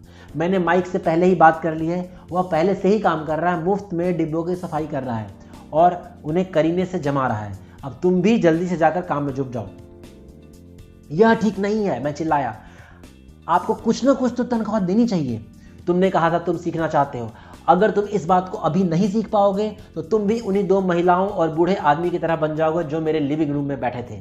ये लोग पैसे के लिए काम करते हैं और डरते हैं कि मैं उन्हें नौकरी से ना निकाल दूं। या तुम अपने डैडी की तरह बन जाओगे जो पैसा तो बहुत कमाते हैं परंतु गले तक कर्ज में डूबे रहते हैं। शायद उन्हें यह उम्मीद रहती है कि ज़्यादा पैसे से उनकी समस्या सुलझ जाएगी। अगर तुम यही चाहते हो तो एक बार फिर 10 सेंट के अपने पुराने वायदे पर लौटने को तैयार हो, या तुम वह कर सकते हो जो ज़्यादातर लोग करते हैं, इस बारे में शिकायत करो कि तनख्वाह बहुत कम है और तुम यह नौकरी छोड़कर दूसरे नौकरी की तलाश शुरू कर दोगे। मेरी समझ में नहीं आ रहा था मैं क्या करूं, मैंने पूछा। अमीर डैडी ने अपने सिर पर उंगली रखी। इसका इस्तेमाल करो, उन्होंने कहा। अगर तुम इसका सही इस्तेमाल करोगे तो तुम मुझे जल्द ही इस बात के लिए धन्यवाद दोगे कि मैंने तुम्हें मौका दिया और एक दिन तुम बहुत अमीर आदमी बन जाओगे। मैं यहाँ सोचते हुए खड़ा था कि मुझे कितने घटिया विकल्प को दिया जा रहा है। मैं यहाँ अपनी तनख्वाह बढ़वाने आया था और मुझे मुफ्त में काम करने के लिए कहा जा रहा है। अमीर डैडी ने एक बार फिर अपनी उंगली को सिर पर रखा और कहा, इसका इस्तेमाल करो, अब यहाँ से जाओ और काम में जुट जाओ। सबक 1, अमीर लोग पैसे के लिए काम नहीं करते। मैं अपने गरीब डैडी को यह नहीं बताया कि मैं अब मुफ्त में काम कर रहा हूं, क्योंकि उन्हें यह समझ में नहीं आता। मैं उन्हें इसकी वजह ठीक से इसलिए नहीं समझा सकता था क्योंकि मैं खुद भी इसे ठीक से नहीं समझ पाया था। अगले 3 हफ्ते माइक और मैं 3 घंटे तक हर शनिवार काम करते रहे मुफ्त में। काम बहुत परेशानी वाला नहीं था और वक्त गुजरते के साथ साथ यह ज़्यादा आसान होता जा रहा था। मुझे अफसोस था तो अपने छूटे हुए बेसबॉल गेम्स और कॉमिक्स का। अब मैं उनका मजा नहीं ले सकता था। तीसरे हफ्ते दोपहर में अमीर डैडी आए। हमने उन्हें ट्रक के पार्किंग में आने की आवाज़ सुनी। वे स्टोर में घुसे और मिसेज मार्टिन को गले लगाकर अभिवादन किया। स्टोर में क्या चल रहा है जानने के लिए वे आइसक्रीम फ्रीजर के पास गए। उनमें से 2 आइसक्रीम निकाली, उनका दाम चुकाया। इसके बाद मेरे और माइक की तरफ इशारा करके कहा, चलो घूमने चलते हैं। हम सड़क के पार गए, कुछ कारों को चकमा दिया और एक बड़े घास के मैदान में टहलने लगे। यहाँ कुछ वयस्क संगठन सॉफ्टबॉल खेल रहे थे। दूर की पिकनिक टेबल पर बैठकर उन्होंने माइक और मुझे आइसक्रीम दी। कैसा चल रहा है? बढ़िया, माइक ने बताया। मैंने सहमति में सिर हिलाया। कुछ और सीखा? अमीर डैडी ने पूछा। माइक और मैंने एक दूसरे की तरफ देखा, अपने कंधे उचकाए और सिर को ना में हिला दिया। जिंदगी के सबसे बड़े जाल से बचना। अच्छा यह होगा कि तुम बचपन से यह सोचना शुरू कर दो, तुम अब जिंदगी के सबसे बड़े सबक को देख रहे हो। अगर तुम इस सबक को सीख लेते हो तो तुम बहुत ज़्यादा आज़ादी और सुरक्षा भरी जिंदगी का सुख ले सकते हो। अगर तुम यह नहीं सीख पाते हो तो तुम भी मिसेज मार्टिन और पार्क में खेल रहे ज़्यादातर बच्चों की तरह ही बन जाओगे। वे बहुत ज़्यादा मेहनत करते हैं परंतु उसके बदले उन्हें बहुत कम पैसे मिलते हैं। वे नौकरी की सुरक्षा के मोह में फंसे रहते हैं। हर साल मिलने वाली 3 हफ्ते की छुट्टियाँ और 45 साल तक काम करते रहते हैं।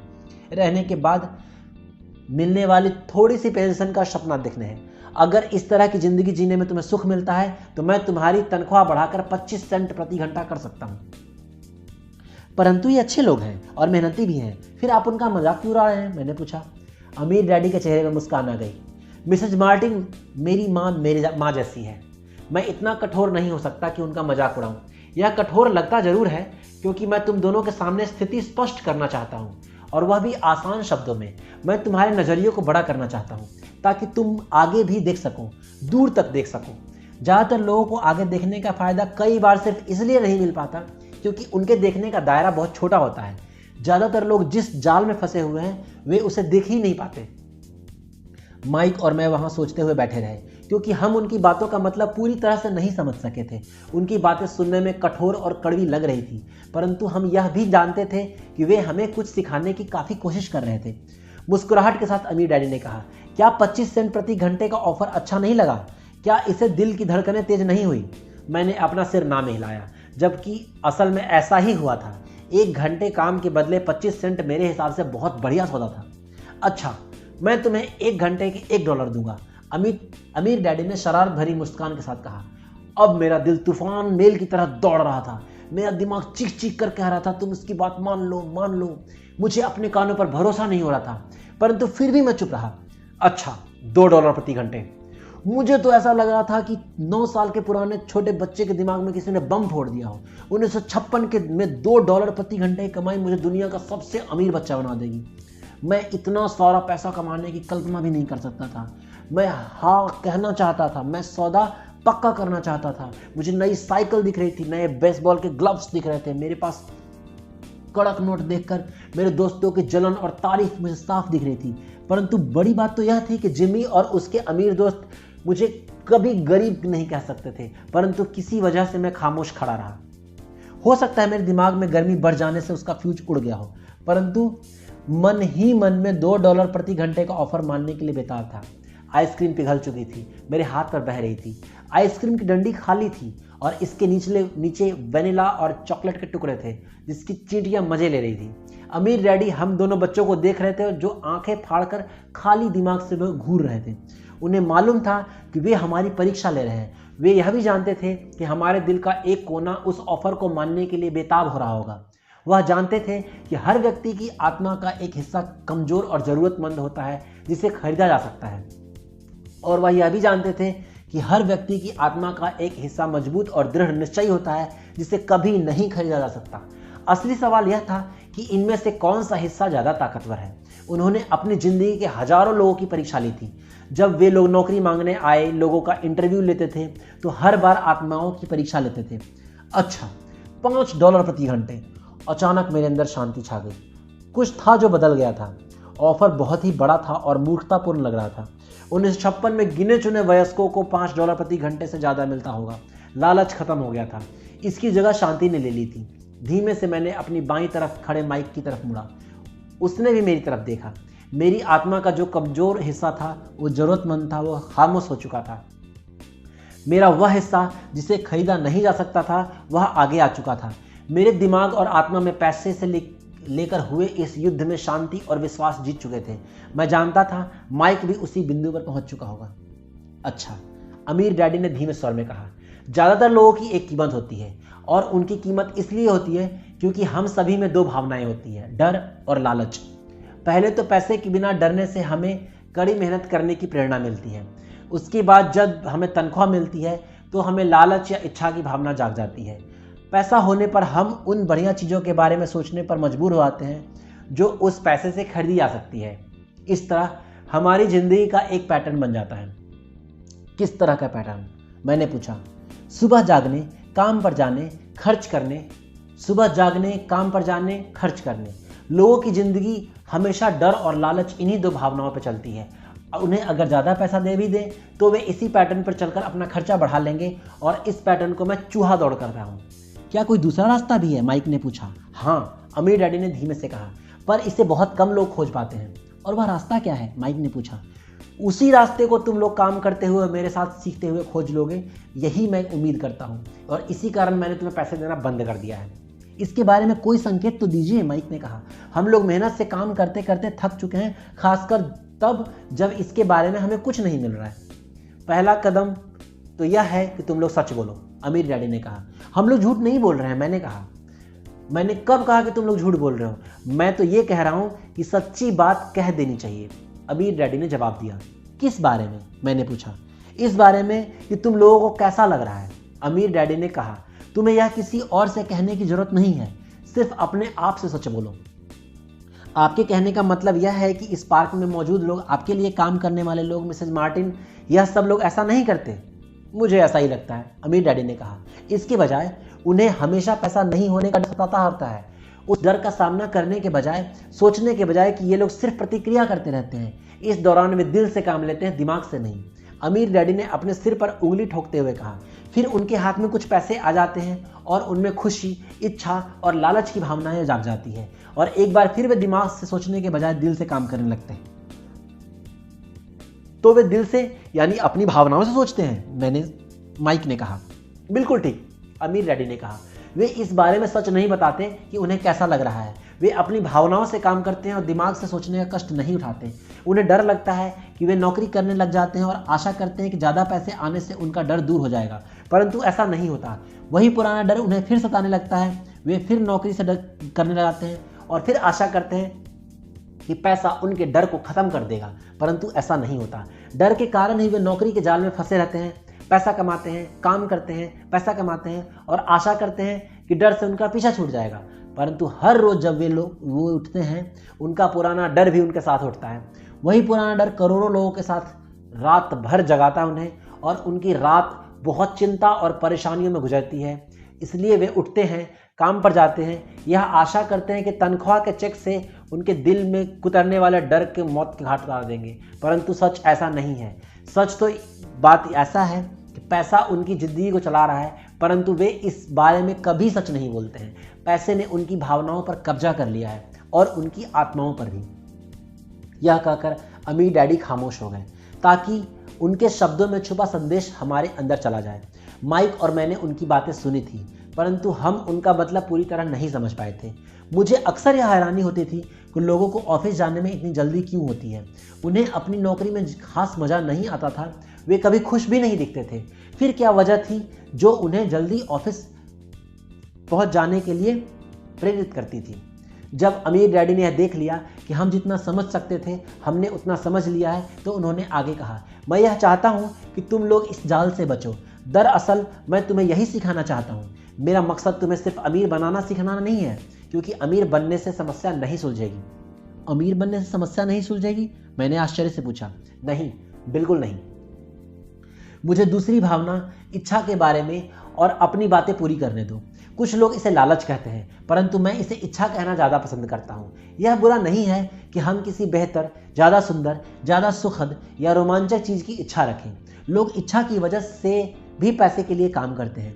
उन्हें सुख के लिए भी पैसे की ज़रूरत होती है, क्योंकि वे मानते हैं कि सुख को पैसे से खरीदा जा सकता है, परंतु पैसा जो खुशी देता है वह अक्सर पल भर की होती है। उन्हें ज़्यादा खुशी, आनंद, ज़्यादा आराम, ज़्यादा सुरक्षा हासिल करने के लिए और ज़्यादा पैसे की ज़रूरत होती है। इसलिए वो काम करते रहते हैं और यह सोचते हैं कि पैसा डर और लालच से परेशान उनकी आत्माओं को शांत कर देगा, परंतु पैसा यह काम नहीं कर सकता। अमीर होने के बाद भी नहीं? माइक ने पूछा। हाँ, अमीर होने के बाद भी नहीं, अमीर डैडी ने कहा। दरअसल बहुत से अमीर लोग इच्छा के कारण नहीं बल्कि अपने डर के कारण अमीर होते हैं। वे सचमुच सोचते हैं कि दौलत हो तो पैसे ना होने का डर, गरीब होने का डर खत्म हो जाता है, इसलिए वे ढेर सारी दौलत जमा कर लेते हैं। तब जाकर उन्हें पता चलता है कि उनका डर और बढ़ गया है। उन्हें अब इसके खोने की चिंता सताने लगी है। मैं ऐसे दोस्तों को जानता हूँ जो बहुत सा पैसा होने के बाद भी काम में जुटे रहते हैं। मैं ऐसे लोगों को भी जानता हूँ जिनके पास आज करोड़ों की दौलत है, परंतु आज उससे भी ज़्यादा चिंतित और परेशान हैं जितने वे अपनी गरीबी के दिनों में थे। उन्हें इस बात का डर है कि वे अपनी सारी दौलत खो देंगे। अमीर बनने से पहले जो उन्हें डर सता रहे थे, वे अमीर बनने के बाद और भी बढ़ गए हैं। दरअसल उनकी आत्मा का कमज़ोर और ज़रूरतमंद हिस्सा अब तेज़ी से चीख रहा है। वे अपने आलीशान बंगलों, शानदार कारों और उस ऐशो आराम की ज़िंदगी को नहीं खोना चाहते जो पैसे से खरीदी गई है। वे इसी चिंता में घुलते रहते हैं कि अगर वे कंगाल हो गए तो उनके दोस्त क्या कहेंगे। इसी चिंता की वजह से कई लोग तो न्यूरोटिक और कुंठित हो चुके हैं। हालांकि वे अमीर दिखते हैं और उनके पास पहले से ज़्यादा पैसा है। तो क्या गरीब आदमी ज़्यादा सुखी होता है? मैंने पूछा। नहीं, मेरे हिसाब से तो ऐसा नहीं होता, अमीर डैडी ने जवाब दिया। पैसे से दूर रहना भी उतना ही बड़ा पागलपन है जितना कि उसके पीछे भागना। उसी समय कस्बे का एक पागल हमारी मेज के सामने से गुजरा और कूड़ेदान में रुककर कुछ ढूंढने लगा, जैसे उसे किसी ने समझाकर भेजा हो। चर्च के इस मोड़ पर हम तीनों उसकी हरकतों को दिलचस्पी के साथ देख रहे थे, जबकि इससे पहले हमने उसे नज़रअंदाज कर दिया था। अमीर डैडी ने अपने पर्स में से $1 निकाला और उस पागल बूढ़े के पास आने का इशारा किया। पैसा देखते ही वह तत्काल चला आया। उसने पैसे लिए, अमीर डैडी को ढेर सी दुआएं दी। अपनी अच्छी किस्मत पर खुश होकर वो जल्दी से घर चला गया। इसमें मेरे और ज़्यादातर कर्मचारियों में बहुत अंतर नहीं है, अमीर डैडी ने कहा। मैं ऐसे बहुत से लोगों से मिला हूँ जो कहते हैं, अरे पैसे में मेरी कोई रुचि नहीं है, फिर भी वे हर लोग 8 घंटे नौकरी पर जाते हैं। यह तो सच्चाई को नकारना है। अगर उन्हें पैसे में रुचि नहीं है तो नौकरी पर क्यों जाते हैं? इस तरह चिंतन पागलपन का चिंतन है, उस कंजूसी भरे चिंतन से भी ज्यादा पागलपन का जिससे कोई आदमी पैसे पर कुंडली मारकर बैठ जाता है। जब मैं वहां अपने अमीर डैडी की बात सुन रहा था तब मेरे दिमाग में यह ख्याल आया था कि गरीब डैडी 1000 बार यह कह चुके थे कि मुझे पैसे में कोई रुचि नहीं है। वे ऐसा अक्सर कहा करते थे। वे खुद की असली भावनाओं को छुपाने के लिए हमेशा यह भी कहा करते थे कि मैं इसलिए काम करता हूं क्योंकि मुझे अपना काम बहुत पसंद है। तो हमें क्या करना चाहिए? मैंने पूछा। यही कि हम पैसे के लिए काम नहीं करें जब तक कि हमारे मन से डर और लालच की भावनाएं पूरी तरह से नहीं निकल जाए। नहीं, इसमें तो बहुत समय बर्बाद हो जाएगा, अमीर डैडी ने कहा। भावनाओं के कारण ही तो हम इंसान हैं, इसी के कारण तो हमारी हस्ती है। भावना शब्द का मतलब है चलायमान ऊर्जा। आप भावनाओं के बारे में ईमानदार रहो, अपने दिमाग और भावनाओं का इस्तेमाल अपने समर्थन में करो, ना कि अपने विरोध में। आहा, माइक ने कहा, अगर तुम्हें मेरी बात समझ में नहीं आई हो तो इससे बारे में चिंता मत करो। आने वाले सालों में तुम्हें इसका मतलब समझ में आ जाएगा। अपनी भावनाओं पर प्रतिक्रिया करने के बजाय उनका विश्लेषण करने की कोशिश करो। ज़्यादातर लोग यह नहीं जानते कि वे अपने दिमाग से सोचने के बजाय अपने दिल की भावनाओं से सोचते हैं। वे आपकी दिमाग की भावनाएं तो रहेगी ही रहेगी, परंतु आपको अपने दिमाग से भी सोचना आना चाहिए, क्योंकि दिमाग को सोचने के लिए ही बनाया गया है। क्या आप मुझे इसका कोई उदाहरण दे सकते हैं? मैंने पूछा। क्यों नहीं, अमीर डैडी ने जवाब दिया। जब कोई आदमी कहता है मुझे नौकरी खोजने की जरूरत है तो इस बात की बहुत संभावना है कि उसकी भावनाएं फैसला कर रही है। इस विचार का असली कारण है पैसा ना होने का डर। परंतु अपनी जिंदगी चलाने के लिए लोगों को पैसों की जरूरत तो पड़ती ही है, मैंने कहा। बिल्कुल पड़ती है, अमीर डैडी मुस्कुराए। मैं सिर्फ यह कह रहा हूं कि उनके डर के कारण उनके मन में यह विचार आता है। मैं समझ नहीं पाया, माइक ने कहा। अमीर डैडी ने कहा, अगर आपके मन में पैसे की कमी का डर जाग जाए तो तत्काल नौकरी ढूंढने के लिए दौड़ मत लगाइए ताकि कुछ रुपयों के सहारे उस डर को मार दिया जाए। इसके बजाय आप खुद से यह सवाल पूछिए, क्या लंबे समय में इस डर का सबसे बढ़िया इलाज नौकरी है? मेरे जवाब में इसका जवाब नहीं होता है। खासकर जब आप किसी आदमी की पूरी जिंदगी को देखते हैं, नौकरी दीर्घकालीन समस्या का अल्पकालीन समाधान है। परंतु मेरे डैडी तो हमेशा कहा करते हैं, स्कूल में पढ़ो, अच्छे नंबर लाओ ताकि तुम्हें एक सुरक्षित और अच्छी नौकरी मिल सके। मैंने हड़बड़ी में बोल दिया। हाँ, मैं समझ सकता हूँ वे ऐसा क्यों कहते हैं, अमीर डैडी ने मुस्कुराकर कहा। ज्यादातर लोग ऐसी सलाह देते हैं और ज्यादातर लोगों के लिए यह एक अच्छा विचार होता है, परंतु इस सलाह के पीछे डर भी छुपा होता है। आपका मतलब मेरे डैडी ऐसा इसलिए कहते हैं क्योंकि वो डरे हुए हैं? हाँ, अमीर डैडी ने कहा, वे घबराए हुए हैं क्योंकि शायद तुम पैसा नहीं कमा पाओगे और समाज में नहीं फिट हो पाओगे। मुझे गलत मत समझना, वे तुम्हें प्यार करते हैं और तुम्हारा भला चाहते हैं। मैं सोचता हूं कि उनका डर सही भी है। शिक्षा और नौकरी महत्वपूर्ण है, परंतु इससे डर का इलाज नहीं होगा। वही डर जो तुम्हें सुबह उठकर कुछ रुपए कमाने के लिए प्रेरित करता है, उसी डर के कारण वे तुम्हें स्कूल जाने पर इतना जोर देते हैं। तो आपकी सलाह क्या है? मैंने पूछा। मैं चाहता हूं तुम पैसे की ताकत पर काबू पाना सीखो। पैसे का डर तुम्हारे दिमाग से निकल जाना चाहिए और स्कूल में यह नहीं सिखाया जाता। अगर तुम इसे नहीं सीखोगे तो तुम पैसों के गुलाम बन जाओगे। अब उनकी बातें मेरी समझ में आ रही थी। वे हमारे विचारों को ज़्यादा व्यापक बनाना चाहते थे। वे चाहते थे कि मिसेज मार्टिन वो नहीं देख सकती थी, उनके कर्मचारी वो नहीं देख सकते थे, या मेरे डैडी तक नहीं देख सकते थे। वह देखने की योग्यता हमारे अंदर आ जाए। उन्होंने जो उदाहरण दिए थे उस समय कठोर जरूर लग रहे थे, लेकिन मैं उन्हें कभी नहीं भूला। मेरा नज़रिया उस दिन बहुत बड़ा हो गया था। अब मैं उस जाल को देख सकता था जो ज़्यादातर लोगों के सामने बिछा होता है। देखो, आखिरकार हम सभी लोग कर्मचारी हैं, हम केवल अलग अलग स्तरों पर काम करते हैं, अमीर डैडी ने कहा। मैं तुम लोगों से बस यही चाहता हूं कि तुम लोग इस जाल से बचे रहो, डर और लालच, इन दो फंदों से बनने वाले जाल से। इनका इस्तेमाल अपने समर्थन में करो, अपने विरोध में नहीं। मैं तुम्हें यही सिखाना चाहता हूं।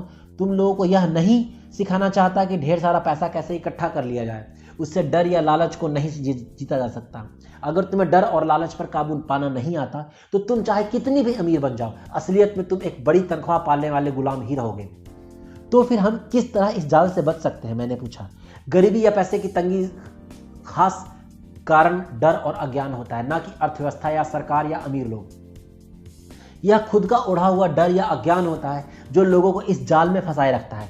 इसलिए तुम बच्चों को स्कूल जाना चाहिए और अपने कॉलेज की पढ़ाई पूरी करनी चाहिए। मैं तुम लोगों को यह जरूर सिखाऊंगा कि इस जाल से कैसे बचा जा सकता है। पहेली के टुकड़े अब सामने आ चुके थे। मेरे पढ़े लिखे डैडी के पास बड़ी डिग्रियां थी और एक बढ़िया करियर भी था, परंतु स्कूल ने उन्हें कभी नहीं सिखाया कि धन या अपने डर को किस तरह काबू में करा जा सकता है। अब मैं समझ चुका था कि मैं अपने दोनों डैडियों से अलग अलग महत्वपूर्ण बातें सीख सकता हूँ। तो आप पैसा न होने के डर के बारे में बात कर रहे थे, पैसे की इच्छा किस तरह हमारी सोच पर असर डालती है, माइक ने पूछा। तुम्हें तब कैसा महसूस हुआ था जब मैंने तुम्हारी तनख्वाह बढ़ाने का लालच दिया था? क्या तुमने यह देखा था कि तुम्हारी इच्छाएं किस तरह बढ़ रही थी? हमने अपनी सिर हिलाकर हामी भरी, पर तुमने अपनी भावनाओं के सामने हार नहीं मानी। इस कारण तुम लोगों ने जल्दबाजी में काम नहीं लिया। इससे तुम्हें सोचने का वक्त मिल गया। यह सबसे महत्वपूर्ण है। हम में हमेशा डर और लालच की भावनाएं रहेगी। इसी क्षण से तुम लोगों के लिए यह सबसे महत्वपूर्ण है कि तुम इन भावनाओं का इस्तेमाल अपने समर्थन में करो और लंबे समय तक ऐसा करो। अपनी भावनाओं को अपने दिमाग पर हावी मत होने दो और इस तरह अपने विचारों को दूषित मत होने दो। ज़्यादातर लोग डर और लालच का इस्तेमाल खुद के विरोध में करते हैं। यह अज्ञान की शुरुआत होती है। डर और इच्छा की भावनाओं के कारण ही ज़्यादातर लोग तनख्वाह के चेक, तनख्वाह में बढ़ोतरी, नौकरी की सुरक्षा के पीछे भागते भागते अपनी पूरी जिंदगी निकाल देते हैं। असल में वे सोचते ही नहीं है कि भावनाओं के आधार पर बने हुए ये विचार उन्हें किस तरफ ले जा रहे हैं। यह तो वही बात हो गई जिसमें गाड़ी खींचने वाले गधे के सामने उसका मालिक गाजर लटकाए रखता है जो ठीक उसके नाक के नीचे होती है। गधे का मालिक जहां चाहता है वहां जाता है, परंतु गधा तो लालच के कारण भाग रहा है। कल गधे के लिए दूसरी नई गाजर आ जाएगी और गधा उसका पीछा करने लग जाएगा। आपके कहने का मतलब है कि जिस समय मैंने नए बेसबॉल ग्लव्स, कैंडी और खिलौने के सपने देखना शुरू किया, उस समय मेरी हालत उसी गधे की तरह हो गई थी जो गाजर के पीछे भागता है, माइक ने पूछा। हाँ, और उम्र के साथ तुम्हारे खिलौने भी ज़्यादा महंगे होते जाएंगे। अपने दोस्तों पर रौब झाड़ने के लिए एक नई कार, एक नाव और एक आलीशान घर, अमीर डैडी ने मुस्कुराकर कहा। डर आपको दरवाजे के बाहर धक्का देता है, इच्छा आपको अंदर बुलाती है, आपको चट्टानों की तरह ललचवाती है, और यही जाल है। तो इसकी काट क्या है, माइक ने पूछा। डर और इच्छा अज्ञान की वजह से बढ़ते हैं, इसलिए अमीर लोगों के पास जितना ज़्यादा पैसा होता है उतना डर भी उनका ज़्यादा बड़ा होता है। धन ही गाजर है, यह भ्रम है। अगर गधा पूरी तस्वीर देख सकता तो शायद वह गाजर का पीछा करने के बजाय अपने फैसले पर दोबारा सोचता। अमीर डैडी ने आगे यह समझाया कि अमीर आदमी की जिंदगी अज्ञान और ज्ञान के बीच होने वाला संघर्ष है। उन्होंने बताया कि एक बार कोई आदमी खुद के बारे में ज्ञान की खोज करना बंद कर देता है, तब उसकी जिंदगी अज्ञान में घुस जाती है। यह संघर्ष हर पल होता है, इसलिए हमें यह फैसला करना है, यह सीखना है कि अपने दिमाग खुला रखा जाए या इसे बंद कर लिया जाए। देखो, स्कूल बहुत ज़्यादा महत्वपूर्ण है। आप स्कूल इसलिए जाते हैं ताकि वहाँ कोई कला, व्यवसाय सीख सकें और इस तरह से आप समाज में योगदान दे सकें। हर समाज में शिक्षक, डॉक्टरों, मैकेनिकों, कलाकारों, रसोइयों, व्यावसायिक लोगों, पुलिस ऑफिसरों, दमकल कर्मियों और सिपाहियों की जरूरत होती है। स्कूल उन्हें यह सब सिखाते हैं ताकि हमारा समाज विकसित हो सके, हमारा संस्कृति समृद्ध हो सके, अमीर डैडी ने कहा। दुर्भाग्य से कई लोगों के लिए स्कूल शिक्षा का अंत होता है, शुरुआत नहीं। एक लंबी खामोशी छाई रही। अमीर डैडी मुस्कुरा रहे थे। उस दिन उन्होंने जो कहा था वह मैं पूरी तरह नहीं समझ पाया था, परंतु ज़्यादातर महान शिक्षकों के शब्द सालों तक हमें सिखाते रहते हैं। उनके शब्द आज इसी तरह आज ही मेरे साथ हैं। मैं आज थोड़ा निर्मम हुआ, अमीर डैडी ने कहा। एक वजह से निर्मम हुआ। मैं चाहता था कि तुम लोगों को आज की यह चर्चा हमेशा याद रहे। मैं चाहता हूं तुम लोग हमेशा मिसेज मार्टिन के बारे में सोचो। मैं चाहता हूं कि तुम लोग हमेशा उस गधे के बारे में सोचो। इन्हें कभी मत भूलना। अगर तुमने अपनी समझदारी से उन्हें काबू नहीं किया तो डर और लालच की दुनिया तुम्हारी दोनों भावनाओं को तुम्हारी जिंदगी के सबसे बड़े जाल में फंसा सकती है। अपनी जिंदगी को डरते डरते गुजारना, अपने सपने को पूरा न करना निर्ममता है। यह भी निर्ममता है कि पैसे के लिए कड़ी मेहनत की जाए और यह सोचा जाए कि पैसे से खरीदी गई चीजें सुख दे सकती है। बिल चुकाने के डर से घबराकर आधी रात को जागना जीने का एक भयानक नजरिया है। तनख्वाह के हिसाब से जिंदगी जीना भी कोई जीना है। यह सोचना कि कोई नौकरी आपको सुरक्षा का एहसास दे सकती है, खुद से झूठ बोलना है। यह निर्ममता है और यही वह जाल है जिससे मैं तुम्हें बचाना चाहता हूँ। मैंने देखा है कि पैसा किस तरह लोगों की जिंदगियों को चलाता है। ऐसा अपने साथ मत होने देना। भगवान के लिए पैसे को अपनी जिंदगी मत चलाने देना।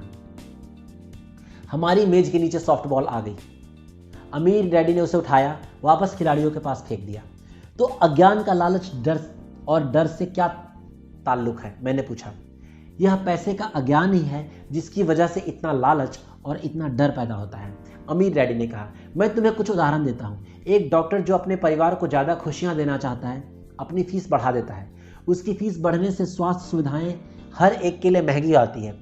अब इससे गरीब लोगों को सबसे ज़्यादा नुकसान पहुंचता है, इसलिए गरीब लोगों का स्वास्थ्य अमीर लोगों से ज़्यादा बुरा होगा। अब चूंकि डॉक्टरों ने अपनी फीस बढ़ा दी है, इसलिए वकील भी अपनी फीस बढ़ा देते हैं। चूंकि वकीलों ने अपनी फीस बढ़ा दी है, इसलिए स्कूल टीचर भी अपनी तनख्वाह बढ़वाना चाहते हैं, जिससे हमारा टैक्स बढ़ता है और यह सिलसिला अनंत काल तक यूं ही चलता रहता है। जल्दी ही अमीर और गरीब लोगों के बीच इतना भयानक अंतर हो जाएगा कि प्रलय आ जाएगी, एक और महान सभ्यता धराशायी हो जाएगी। महान सभ्यताएं तभी धराशायी हुई है जब अमीरों और गरीबों के बीच का फासला बहुत ज़्यादा हो गया है।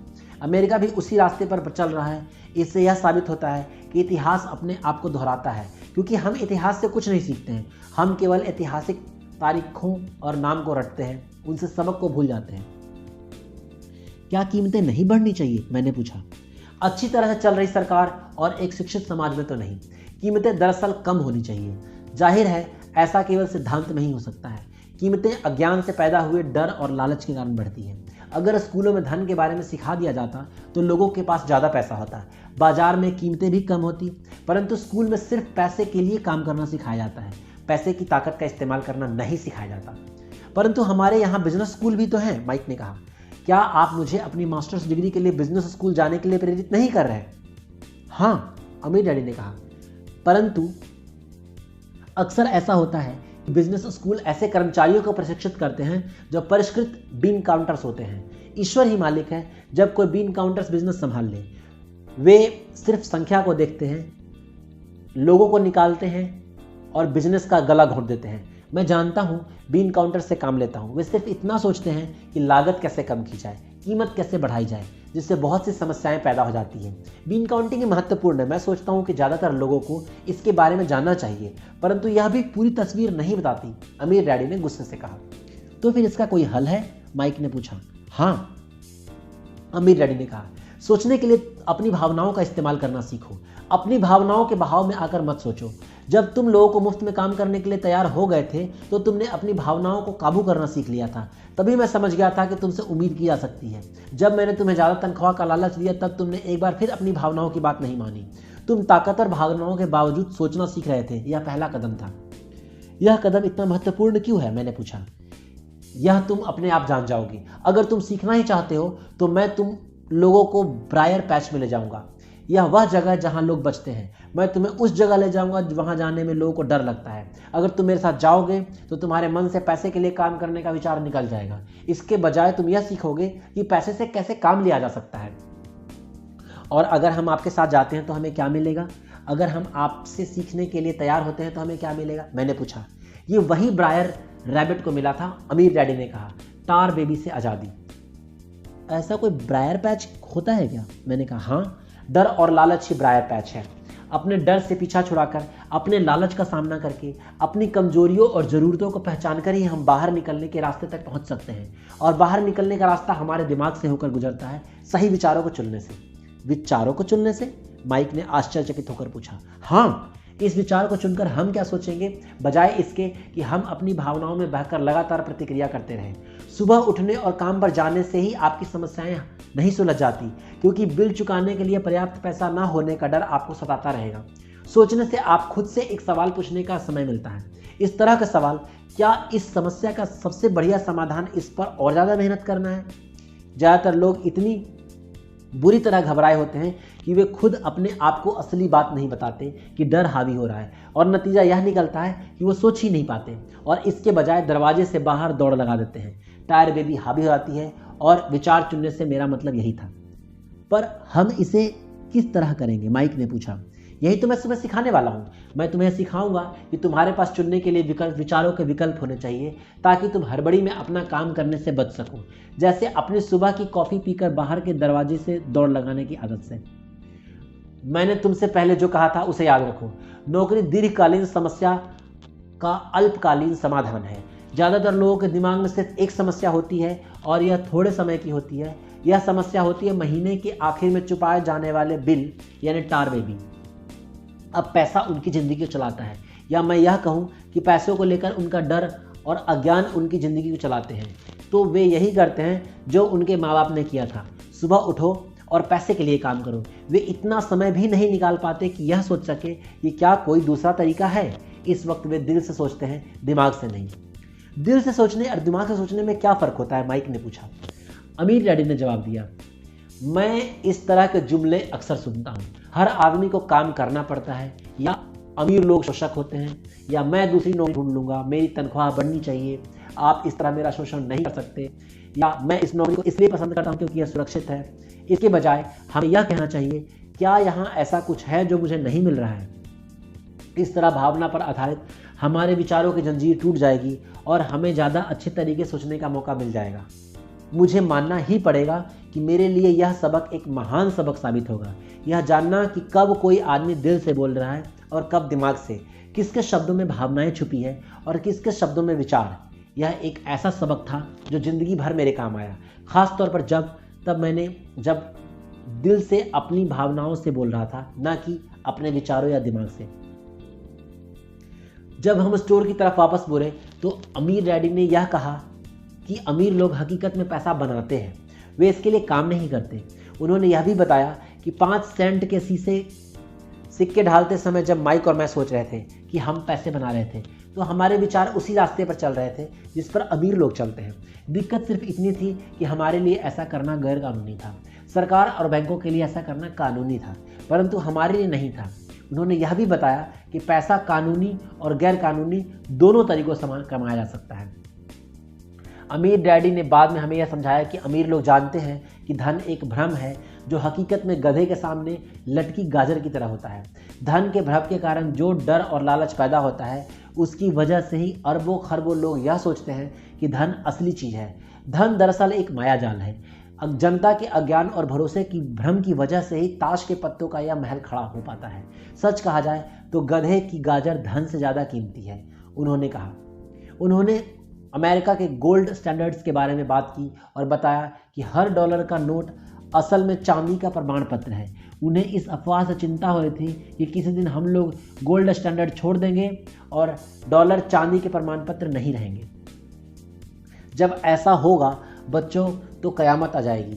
गरीब, मध्यम वर्गीय और नासमझ लोगों की ज़िंदगी बर्बाद हो जाएगी, क्योंकि वे हमेशा यह भरोसा करते रहेंगे कि धन ही असली चीज़ है और वे जिस कंपनी के लिए काम करते हैं वह कंपनी या सरकार उनका ध्यान रखेगी। उनकी बातें उस दिन हमारी समझ में नहीं आ रही थी, परंतु सालों बाद जाकर यह समझ में आया, यह बड़े पते की बात थी। वह देखना जो दूसरे नहीं देख पाते। जब वे अपने पिकअप ट्रक में चढ़े तो उन्होंने कहा, काम करते रहो बच्चों, पर जितनी जल्दी तुम तनख्वाह की ज़रूरत को भूल जाओगे, तुम्हारी ज़िंदगी की आगे की ज़िंदगी उतनी आसान हो जाएगी। अपने दिमाग का इस्तेमाल करो, मुफ्त में काम करो, जल्दी ही दिमाग तुम्हें पैसे कमाने के दूसरे तरीके बता देगा, पर उस तरीकों से तुम इस नौकरी से ज़्यादा कमा लोगे। तुम ऐसी चीज़ें देख पाओगे जो दूसरे लोग कभी नहीं देख पाते। मौका उनकी नाक के नीचे होता है, फिर भी ज़्यादातर लोग इन मौका को कभी नहीं देख पाते। इसका कारण यह है कि पैसे और सुरक्षा ढूंढते रहते हैं, इसलिए उन्हें यही मिलते हैं। जिस वक्त तुम एक मौका भांपने में कामयाब हो जाओगे, उसके बाद तुम जिंदगी भर मौका भांप सकते हो। जिस वक्त तुम ऐसा कर लोगे, मैं तुम लोगों को कुछ और बातें सिखाऊंगा। इस बात को ध्यान से समझ लो ताकि जिंदगी के सबसे बड़े जाल से बच सको। वह टार बेबी तुम्हें कभी छू भी नहीं पाएगी। माइक और मैंने स्टोर से अपनी चीज़ें उठाई और मिसेस मार्टिन से गुड बाय कहा। हम वापस पार्क गए, उसी पिकनिक बेंच पर बैठे और घंटों तक सोचते रहे और बातें करते रहे। हमने अगला हफ्ता स्कूल के बारे में सोचते रहे और बातें करते हुए बिताया। 2 सप्ताह तक हम सोचते रहे, बातें करते रहे और मुफ्त में काम करते हैं। दूसरे शनिवार के आखिर में मैं मिसेस मार्टिन से दोबारा गुड बाय कर रहा था और कॉमिक बुक स्टैंड पे ललचाई नज़रों से देख रहा था। हर शनिवार 30 सेंट ना मिलने में सबसे दुखद बात यह थी कि मेरे पास कॉमिक्स खरीदने के पैसे बिल्कुल नहीं थे। अचानक जब मिसेस मार्टिन ने मुझे और माइक को गुड बाय कह रही थी, मैंने उन्हें एक ऐसा काम करते देखा जो इसके पहले कभी नहीं देखा था। मेरा मतलब है कि मैंने इसके पहले उन्हें ऐसा करते देखा तो था, पर उस पर ध्यान नहीं दिया था। मिसेस मार्टिन ने कॉमिक्स के पहले पेज को आधा फाड़ा, उसे संभालकर अपने पास रख लिया। बाकी की पुस्तक को उन्होंने बड़े से भूरे कार्डबोर्ड के डिब्बे में डाल दिया। जब मैंने उनसे पूछा कि क्या वे इन कॉमिक्स का करती हैं, तो उन्होंने कहा, मैं उन्हें फेंक देती हूँ। जब वह नई कॉमिक्स लाता है तो मैं उसके आधे कवर को क्रेडिट के लिए कॉमिक बुक डिस्ट्रीब्यूटर को दे देती हूँ। वह आधे घंटे में ही आने वाला है। माइक और मैंने 1 घंटे इंतज़ार किया। जल्दी ही वह डिस्ट्रीब्यूटर आया और मैंने उससे पूछा कि क्या हमें कॉमिक्स मिल सकती है। इस पर उन्होंने जवाब दिया, आपको मिल सकती है अगर आप इस स्टोर में काम करते हैं और अगर आप ये वादा करें कि आप उन्हें दोबारा नहीं बेचने देंगे। हमारी पार्टनरशिप एक बार फिर कायम हो गई। माइक की मम्मी ने बेसमेंट में हमें एक खाली कमरा दे दिया जो उनके किसी काम नहीं आता था। हमने उसकी सफाई करके उसमें सैकड़ों कॉमिक्स जमा कर ली। जल्दी हमारी कॉमिक्स लाइब्रेरी लोगों के लिए खोल दी गई। माइक की छोटी बहन को पढ़ने का बहुत शौक था, इसलिए हमने उसे अपना लाइब्रेरियन बना लिया। लाइब्रेरी में आने और कॉमिक्स पढ़ने के लिए हर बच्चे से 10 सेंट लेती थी। स्कूल खत्म होने के बाद 2:30 से 4:30 बजे तक लाइब्रेरी खुलती थी। पड़ोस के बहुत से बच्चे इसके ग्राहक बन गए और वे जितनी कॉमिक्स पढ़ना चाहते थे 2 घंटे में पढ़ सकते थे।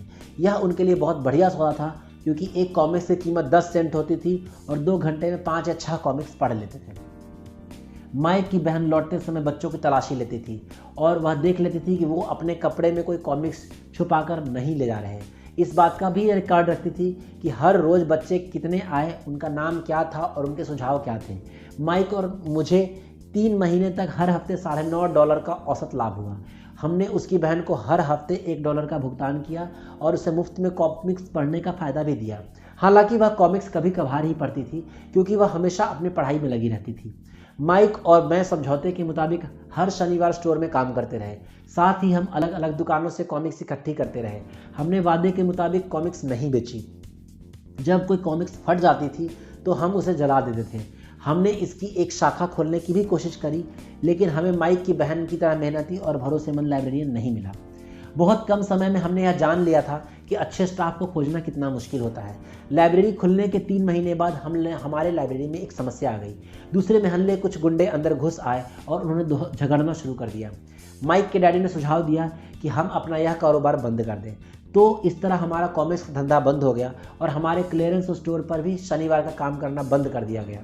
फिर भी अमीर डैडी रोमांचित थे, क्योंकि उनके पास ऐसी बहुत सी नई बातें थी जो हमें सिखाना चाहते थे। वे खुश थे क्योंकि उन्होंने हमें पहली सबक को इतनी अच्छी तरह सिखाया था। हमने यह भी सीख लिया था कि पैसे से अपने लिए कैसे काम करवाया जाता है। स्टोर में नौकरी के बदले पैसा नहीं मिलता था, इसलिए हमें मजबूरन अपनी कल्पना शक्ति पर जोर डालना पड़ा ताकि हम पैसा कमाने का कोई दूसरा तरीका ढूंढ सके। कॉमिक्स लाइब्रेरी हमारा अपना व्यवसाय था। हमारा धन हमारे काबू में था। हम किसी मालिक के मोहताज नहीं थे। इसमें सबसे अच्छी बात यह थी कि हमारे व्यवसाय से हमें तब भी पैसा मिलता था जब हम वहाँ स्वयं मौजूद नहीं होते थे। उस समय हम पैसे के लिए काम नहीं करते थे, बल्कि पैसा हमारे लिए काम करता था। ज़्यादा तनख्वाह देने के बजाय अमीर डैडी ने हमें इतनी बढ़िया नसीहत दे दी थी।